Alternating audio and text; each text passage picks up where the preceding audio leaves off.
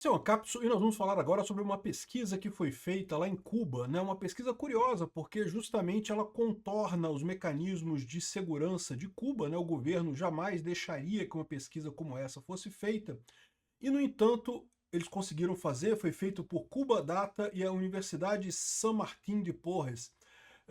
Fizeram essa pesquisa lá em Cuba e o resultado é bastante interessante. Ele chega à conclusão de que a sociedade cubana já não acredita mais no regime cubano. Ou seja, é o que eles chamam de dissidência latente. As pessoas não têm como mudar o regime, mas ninguém mais concorda com o regime. Você não tem mais pessoas do povo que concordem com o regime, ou essa fração de pessoas é muito pequena, né? Eu tenho minhas dúvidas quanto a isso, tá? Porque eu fico pensando que isso talvez não seja uma coisa. Ele está dizendo aqui, ó, o câmbio começou, né? A mudança começou em Cuba, ainda que não se veja. Mas eu fico me perguntando, há quanto tempo será que a população em Cuba já não está desse jeito, né? Assim, é óbvio que os cubanos há muito tempo perceberam que o comunismo que implantaram lá falhou. As idiotices que falam aqui no Brasil de que ai, não tem pessoas passando fome em Cuba, não tem ninguém dormindo na rua em Cuba, não tem ninguém sem emprego em Cuba.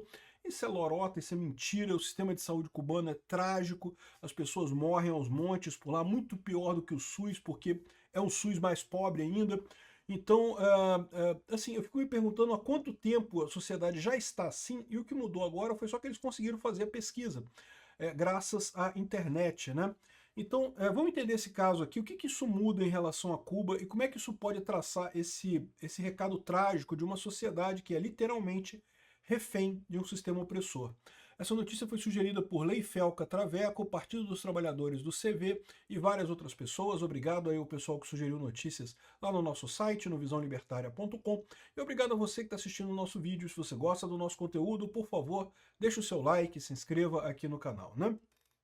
Então, aqui, ó, a estabilidade aparente do regime cubano contrasta com um processo de transformação latente que desafia o relato oficial, segundo o estudo lá da Cuba Data e a Universidade de San Martín de Porres, né? Durante 5 meses, 1.685 cubanos foram seguidos para analisar a evolução das suas emoções, expectativas e formas de dissidência cotidiana no meio da crise. Cuba está passando por uma crise já há muito tempo, né? E essa crise tem se tornado mais aguda. A gente tem acompanhado isso daqui, é já coisa de um ano que começa a faltar luz em várias regiões ali de Cuba, mesmo a capital, Havana, né? Assim, faltar luz em Cuba sempre faltou, mas raramente faltava em Havana, na capital, né? Agora tem faltado também em Havana, várias cidades ficam horas e horas sem luz por conta de simplesmente não ter capacidade de produzir energia elétrica mais, né? Cuba ainda contava com a ajuda da Venezuela, mas nem a Venezuela está conseguindo ajudar mais, então essa é a situação catastrófica por lá. E eles fizeram esse trabalho que é como parte do painel experimental 2024-2025, o que eles chamam, eles notaram um incremento do que os autores chamam de dissidência latente. O que é dissidência latente? É aquela pessoa que está revoltada com o sistema, não quer o sistema, quer acabar com o sistema, mas não faz nada, fica quieta. Por quê? Porque se fizer alguma coisa vai ser processada, vai ser presa, vai ser perseguida. É a situação de muita gente aqui no Brasil também, tá? É a situação de muita gente na Venezuela, é a situação de muita gente em Cuba. E aí que eu fico com essa dúvida, porque eles estão colocando aqui como se essa medida dissesse aqui, não, porque a sociedade cubana está acordando. Mas que sentido faz isso numa sociedade que é dominada pelo Estado, como é a sociedade cubana, né? Ou seja, teve aqueles enfrentamentos todos lá em 2021, né? A gente noticiou aqui no canal também, um monte de protestos em Cuba, em várias cidades, e o Miguel Dias-Canel entrou com a polícia, bateu em todo mundo, prendeu um monte de gente, prendeu adolescentes e não sei o que lá, botou o pessoal a 20 anos de cadeia, 17 anos de cadeia, 14 anos de cadeia, igual o Alexandre de Moraes fez aqui, coisa e tal, prendeu todo mundo, porque não pode ter dissidência, não pode atacar a democracia cubana e coisa e tal. Sim, democracia, a Cuba fala que é uma democracia, tá? Só para vocês saberem, se vocês acham que... A gente sabe que Cuba é uma ditadura, mas lá em Cuba o governo se diz democrático, e todo governo é assim, né? A Coreia do Norte diz democrática também. Por isso que eu falo para vocês, tomem cuidado, o que o Xandão tá fazendo aqui, dizer que tá salvando a democracia, isso é frase típica de ditadura, tá? Democracia não precisa ser salva. Ainda mais uma democracia que começa a prender pessoas por 17 anos de cadeia, 14 anos de cadeia, porque fez um protesto violento, né? Ah, Se trata de uma resistência que avança em espaços invisíveis de maneira silenciosa, se destacando da narrativa oficial que identifica uma ausência de protesto com obediência. Então, ou seja, o governo acha que está tudo calmo, tudo tranquilo, porque não tem havido protestos, não tem havido revoltas e coisa e tal, mas a verdade é que as pessoas não estão se revoltando, mas estão revoltadas internamente, né? Aqui, ó, de acordo com o estudo, 91% dos cidadãos está insatisfeito com a resposta do regime à crise e 90% se sentem que o governo não respeita os direitos humanos e só 4,7% aprova a gestão oficial do governo. O fenômeno dessa dissidência privada em Cuba se expressa, segundo diz o informe, na decisão cada vez de mais cidadãos de expressar o desacordo com o sistema em ambientes íntimos. Ou seja, as pessoas conversam entre si contra o governo, embora não façam protestos abertos, né? E também na internet. Isso é um fenômeno que eu falei para vocês que ia levar problemas para Cuba, para a Coreia do Norte, para todos esses países, porque a informação descentralizada e distribuída, ela tem exatamente esse condão de quebrar a narrativa oficial. Você pode ter certeza que lá em Cuba é muito pior até do que aqui no Brasil. Aqui no Brasil a gente tem também a narrativa oficial, que é lá a narrativa da Daniela Lima, do pessoal da Globo e coisa e tal, mas a gente discute ela aqui na internet, né? E chegamos a conclusões diversas desse pessoal. Lá em Cuba é a mesma coisa num grau muito pior, né? A internet em Cuba ainda é pequena, ela é cheia de falhas, tem muita dificuldade, os sites são lentos, você não consegue conversar muita coisa, mas já tem internet. E é isso, é o ponto que eu falo para vocês. Não interessa o negócio de controlar, tentar controlar e censurar e coisa e tal. No final das contas, no momento que você tem a informação descentralizada e distribuída, isso é veneno para estruturas de poder como o governo cubano, como Alexandre de Moraes, como a Coreia do Norte e como a todos os outros países, né? Aqui, ó. Olha aqui o que eu acabei de dizer, né? O estudo observou que a maioria dos participantes desconfia dos canais oficiais e recorre a fontes alternativas de informação.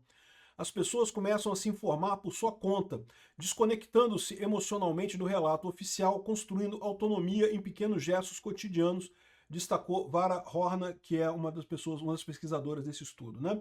O estudo é elaborado por uma equipe internacional de investigadores divididos entre Lima, Madrid, Miami e diversas províncias cubanas, enfrentou importantes desafios, porque é lógico, né, o governo cubano jamais deixaria que uma pesquisa desse tipo fosse feita por lá. É mais ou menos como criticar a urna eletrônica aqui no Brasil. Não pode criticar a urna eletrônica no Brasil, né? Tá ameaçando a democracia. A mesma coisa diria o Dias-Canel, que é o Alexandre de Moraes deles lá, né? Não foi um trabalho simples, né? Levantar dados independentes em Cuba implica risco, paciência e um profundo respeito pelos aqueles que colaboram. Mas o resultado demonstra uma mudança. E isso não é uma foto, é um filme, né? Ela destacou. Uma das principais conclusões da investigação indica que a transformação social se manifesta através da dissidência e de 3 maneiras de dissidência cotidiana. 85% dos entrevistados buscam ativamente informação fora dos meios estatais. É o mínimo, né? Internet, usam a internet. 53% têm algum tipo de empreendimento ou emprego independente, né? Você sabe, lá em Cuba os empregos são designados pelo Estado, então às vezes você chega numa padaria, lá tem 5 pessoas paradas na padaria, em tese, trabalhando lá. Eles não precisariam trabalhar ali, mas Cuba quer dizer que todo mundo tem emprego. Na verdade, os salários são miseráveis, ninguém ganha nada, mas em tese tem emprego, ficam ali parados sem fazer nada porque não tem nada para fazer. É a coisa mais idiota do mundo, é a ineficiência do planejamento estatal que eu menciono para vocês, né? E o que eles estão dizendo aqui é que metade, mais da metade, tem algum tipo de empreendimento, faz algum negócio por fora ou tem algum emprego independente. E 65% mostra empatia com os presos políticos. São a favor da anistia lá também, né? Os presos políticos de lá também sofrem pra caramba. Apesar do impacto do aparato repressivo, a pesquisa mostra que os mecanismos de controle estão perdendo a sua eficácia emocional. O medo se transformou, ele já não paralisa. Regula a forma de se expressar, mas não paralisa mais as pessoas. 58% dizem que perderam o medo de falar em privado sobre política. E 59% confia no seu ciclo próximo, nas pessoas, os amigos e familiares, para tratar desses temas. A investigação observou que o uso da tecnologia e de redes sociais como novos espaços onde se produzem os protestos e a conexão entre cidadãos críticos ao sistema. Olha que coisa curiosa, né? Como é que é uma transformação de fato. Em Cuba, a principal ferramenta do controle já não é mais a repressão direta, mas a dependência econômica do Estado. A maior dependência estatal, a menor empatia com os presos políticos e menor intenção de protesto. Ou seja, o que acontece lá? Como eu falei, essas pessoas que trabalham nos empregos designados pelo Estado, elas ganham uma miséria. Mas é a única miséria que elas têm. Se elas não obedecerem ao Estado, elas não ganham nem essa miséria e daí não têm o que comer, né? É mais ou menos a estratégia do Lula aqui no Brasil com Bolsa Família e coisa e tal, deixar cada vez mais pessoas dependentes do Estado. Uma pessoa que depende do Estado jamais vai se revoltar contra o Estado, porque depende do Estado, né? Mas, porém, o empreendedor é o novo dissidente, não por ideologia, mas por sobrevivência, né?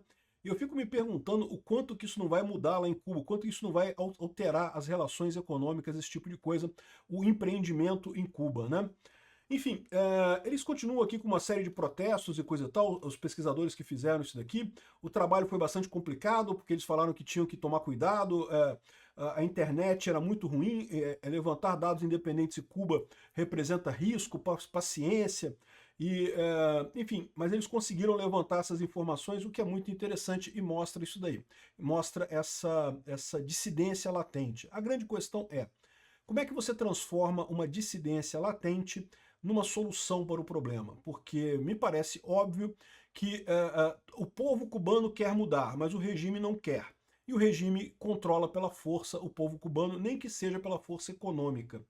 Como é que se resolve isso, né? A Maria Corina Machado tem falado que uma alternativa para isso é justamente o fim da Venezuela.